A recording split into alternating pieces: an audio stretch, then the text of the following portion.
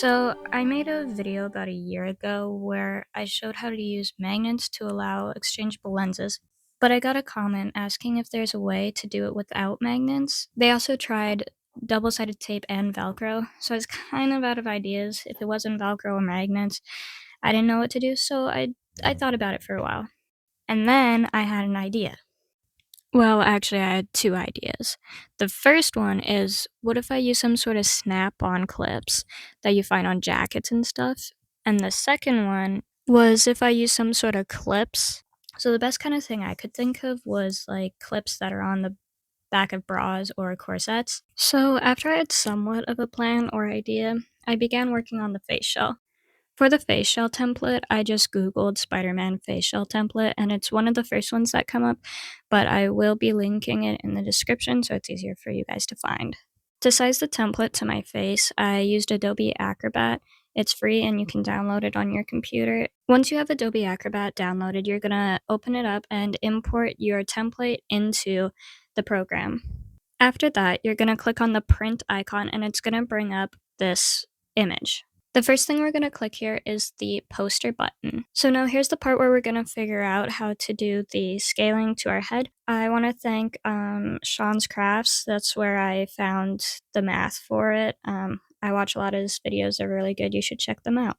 So the formula he used is the width of your head in millimeters, which would be your ear to your other ear, divided by 160 times 100 equals your tile scale. Now we're going to take that number that you got. I got 190 for mine, which I have a pretty small head, so yours might be bigger or smaller. You're going to put that into the box that says tile scale, and then the one next to it is the overlap, and you're going to put 0. The last thing we need to check is the page setup, which you're just going to make sure it's set to the paper that you are using in your printer.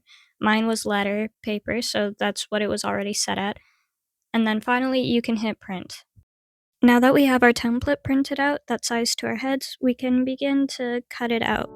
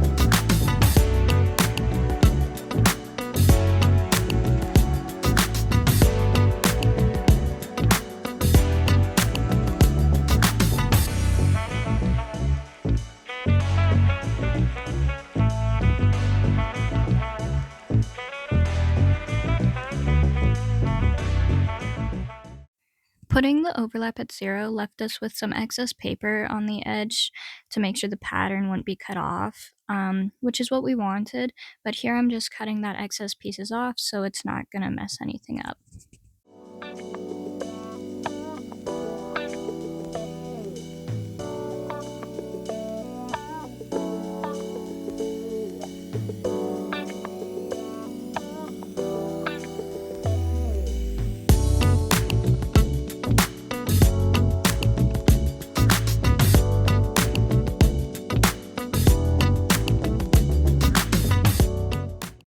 Here I began to tape on the pieces that were cut off by the split in the page, and I'm just putting it together since they're smaller pieces so I don't lose them or lose track of where they were supposed to go.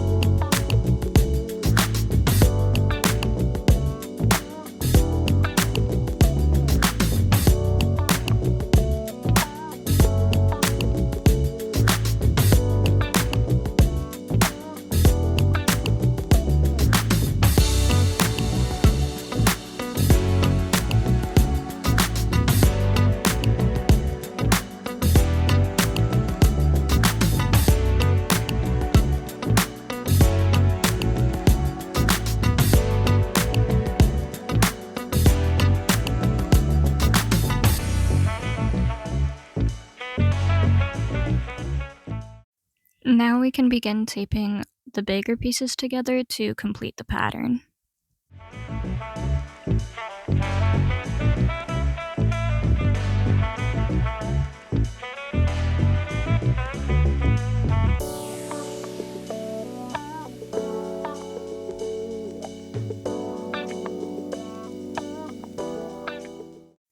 With the pattern complete and put together, we can now begin working on cutting it out on the real material we'll be using. You can use cardboard or EVA foam. I used a foam I bought at local EB Games, which I know most countries don't have that now. So any type of foam is fine. It's you can get it on Amazon or most craft stores will have it as well. We can now start tracing the pattern onto the foam the best we can. I used a black Sharpie, which probably wasn't the best, so if you've got some sort of white marker or pen, that would work a lot better, easier for you to see when you're cutting it out, because I had that problem later. I also used some objects around me to hold it in place. You could also use real pins to pin it in, but this worked just fine for me.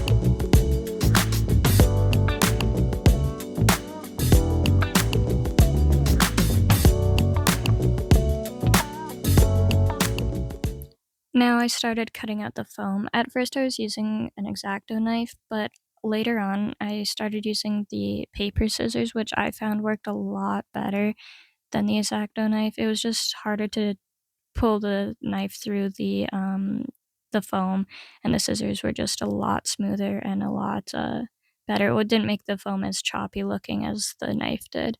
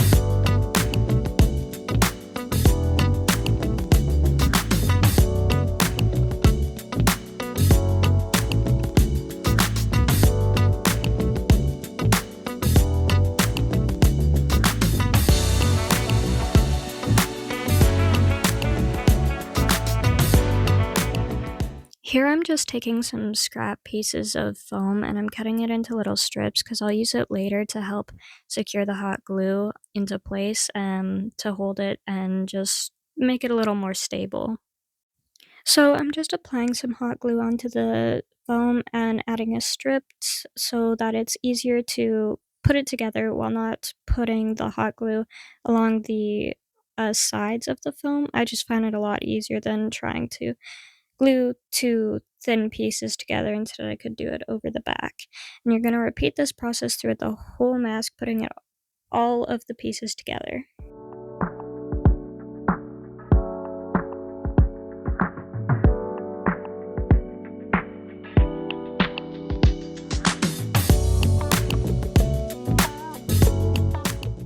Now I'm just using the hot glue gun to melt some of that excess hot glue on the outside of the mask to just smooth it down, make it look a bit better, and make it smoother, mainly so the fabric will slide over it easier, or if we put a coating over top of it, it'll just be easier and smoother.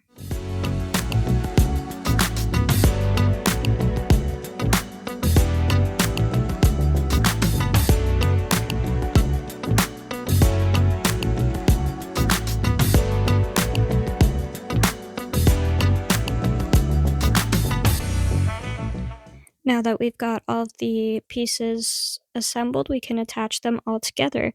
And we'll put the two sides on either side of the forehead piece, and then the jaw with the top of the head.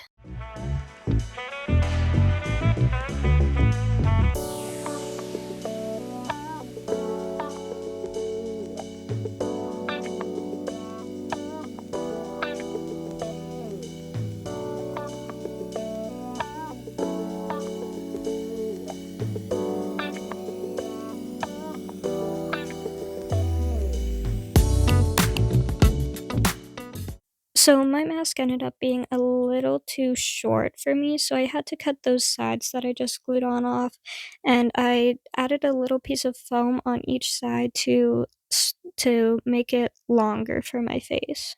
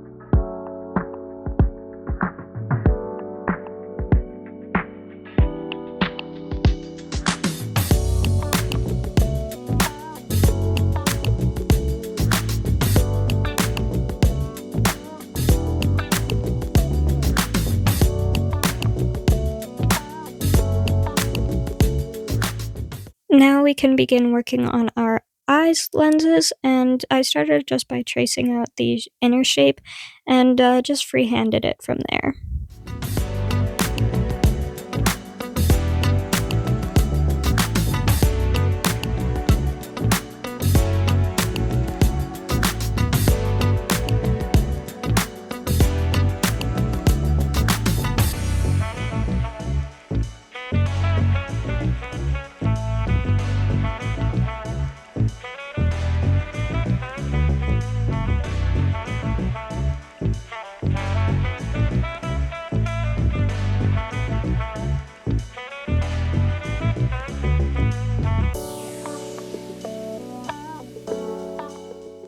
In I think all of Tom Holland's suits, you can see that he's got these little lines and crevices and jutting out points on his lenses.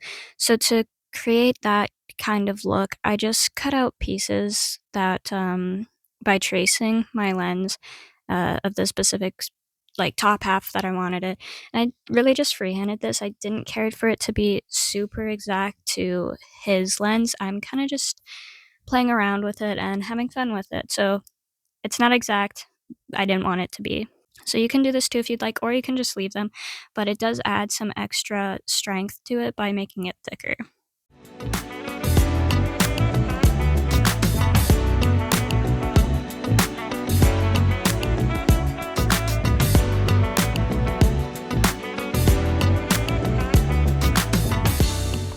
To slightly thicken my mask, I used Mod Podge. You can find this at pretty much any craft store. It's also pretty safe. You would just need a well-ventilated room as long as you're using the liquid one. But I will warn you that it does not harden the mask fully unless you did like a ton of layers or got I think the super thick or strengthening one, something like that. I just got the regular one and it's still quite flimsy, but I just more wanted something to give it a protective layer, which is what it did. It also made it a lot easier for the fabric to slide over it instead of sliding over foam, which it would get stuck to. This made it a lot easier to slide the mask or the fabric over.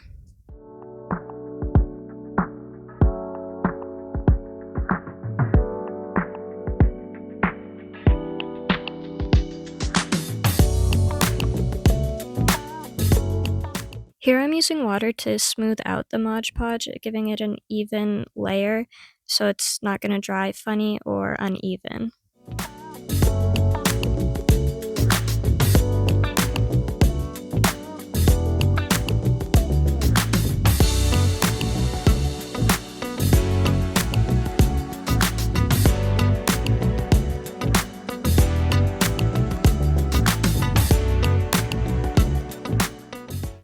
While we wait for the layers on the mask to dry, I'm gonna start Mod Podging the lenses.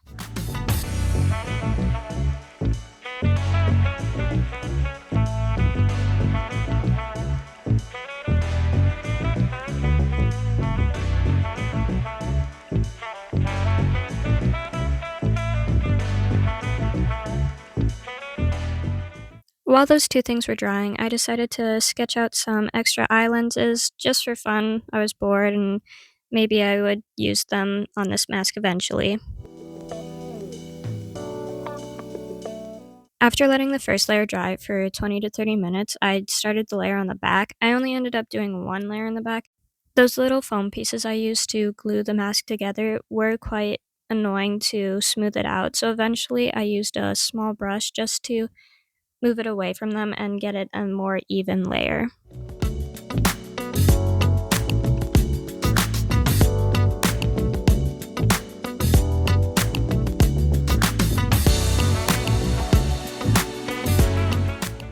Now we're just gonna repeat the whole process of Mod Podging the front, watering it, and then doing the same with the lenses for as many times as you want. I did this, I think, 5 times, and it turned out still pretty flimsy, but it was good enough for me.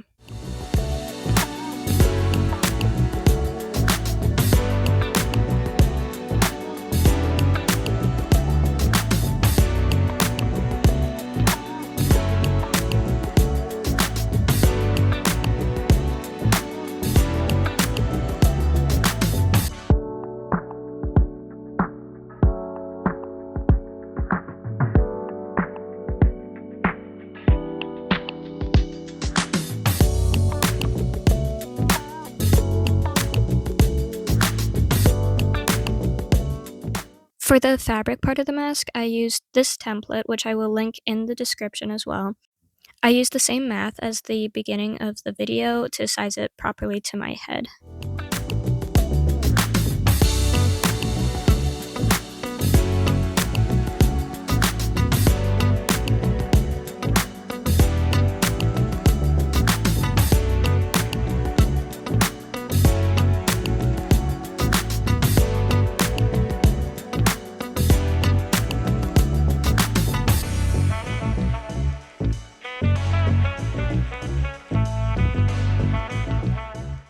Now with the template cut out, we can start to trace it on the back of our fabric.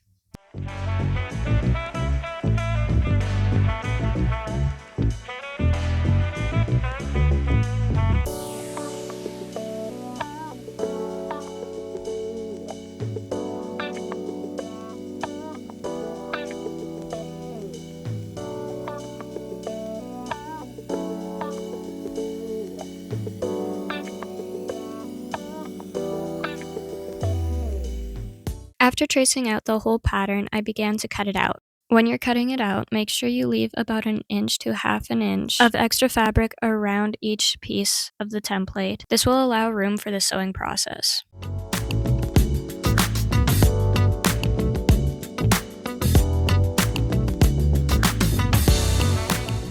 Once it's all cut out, we can begin to sew. This is how my mask came out. It's not the best. I'm not a very good sewer. That's another reason I didn't film it, but also because I didn't want to take up too much time showing the sewing process. I also sewed a zipper on the back, and here I'm just hot gluing down some of the pieces that seem to be lifting too much. It's not because of the sewing, it's just I had too much seam allowance.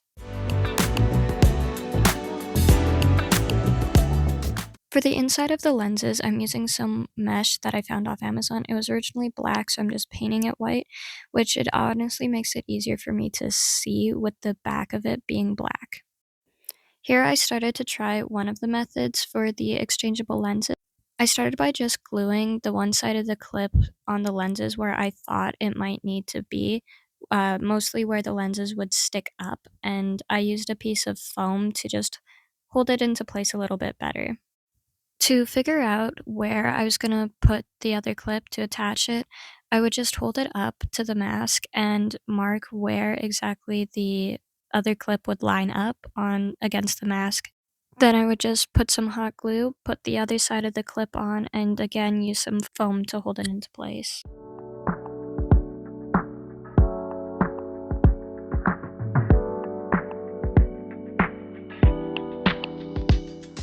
and then I would just test to see if it worked, and if it didn't, I'd take it off and try again, and if it did, perfect.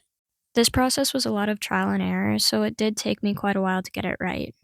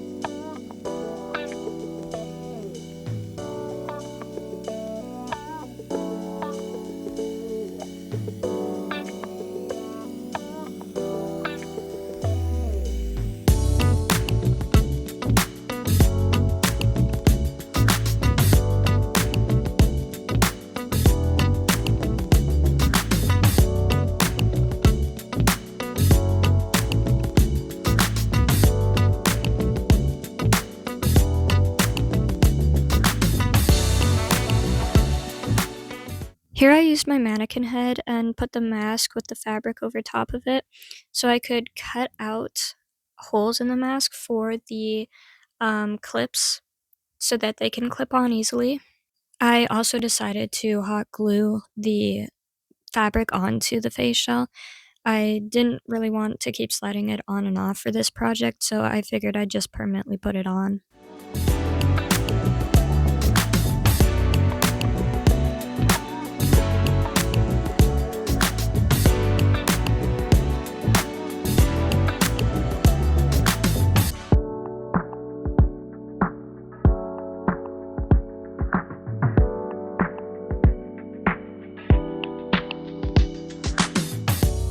I decided to try something new with the eyes where I took a plastic bottle and I cut it up, so I was able to put it through the lenses to give it an extra layer of protection and a kind of glassy look.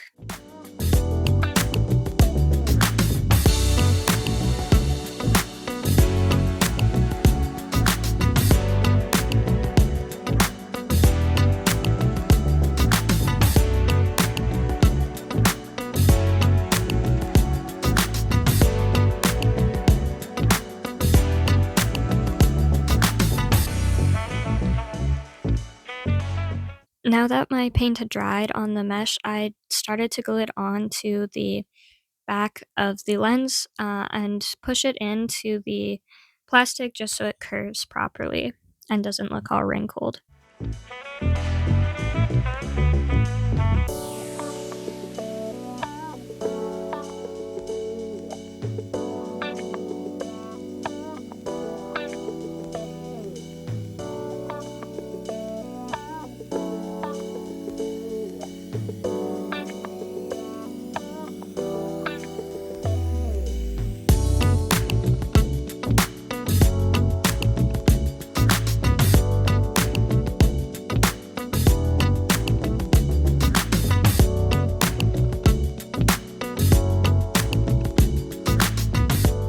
Here I'm just making sure that they go on properly, and this one wasn't going on quite right, so I took off the bottom one that was causing me issues, and I readjusted it so that it would fit properly. One thing I forgot to mention earlier in the video is that you will need to poke breathing holes in the mask because it does get quite hot and hard to breathe in them. Now I was ready to test the other idea, which was the snap-on clips.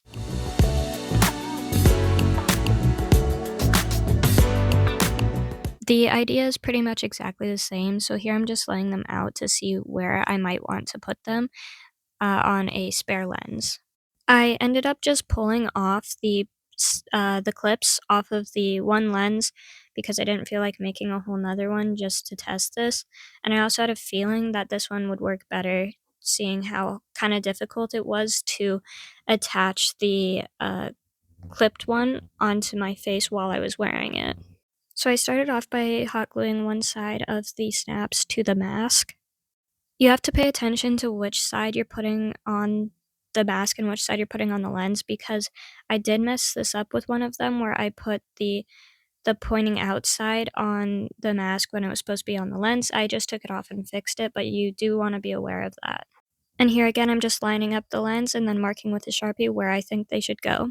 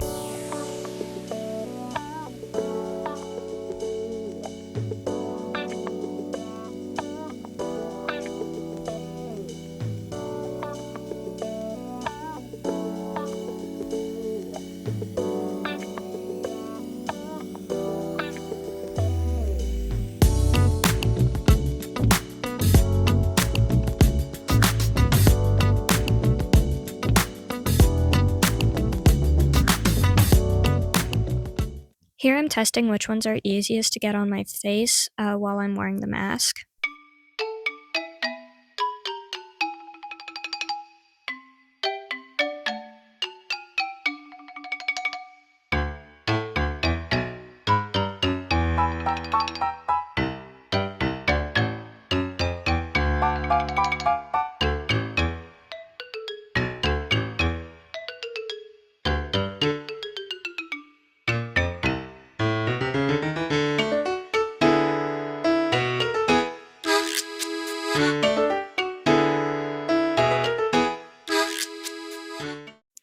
So I did struggle a bit with the snap-ons, but I couldn't even fully get the clip-on one on my face while I was wearing the mask.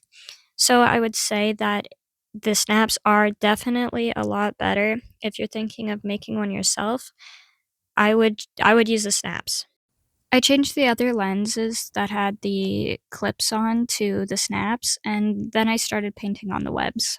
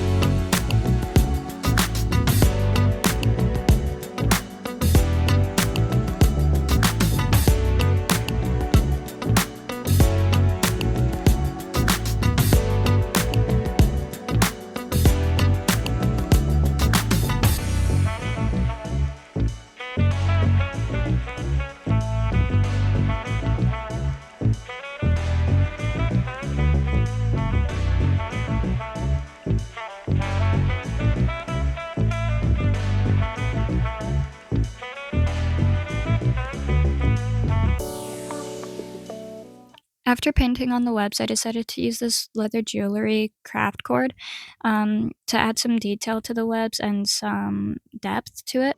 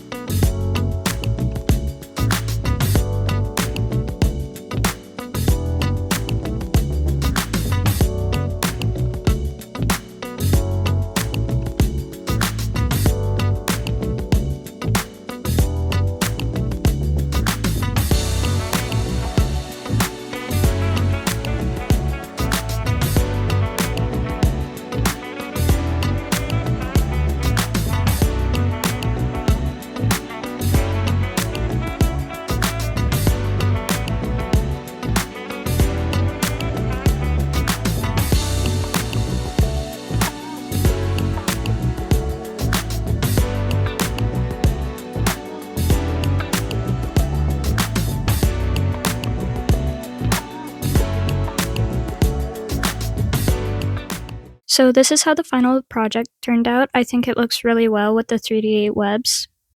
I think the snap-ons for the removable lenses worked really well, and they look pretty good too. If you guys do give this a try, let me know which ones you prefer and which ones work better for you, either the snap-ons or the clips. So thank you all for watching this video. It means so much to me, and again, let me know if you gave this a try and how it worked for you. And if you'd like to see anything else from me, let me know. I love ideas or any other projects I could do. So thanks for watching and have a great day.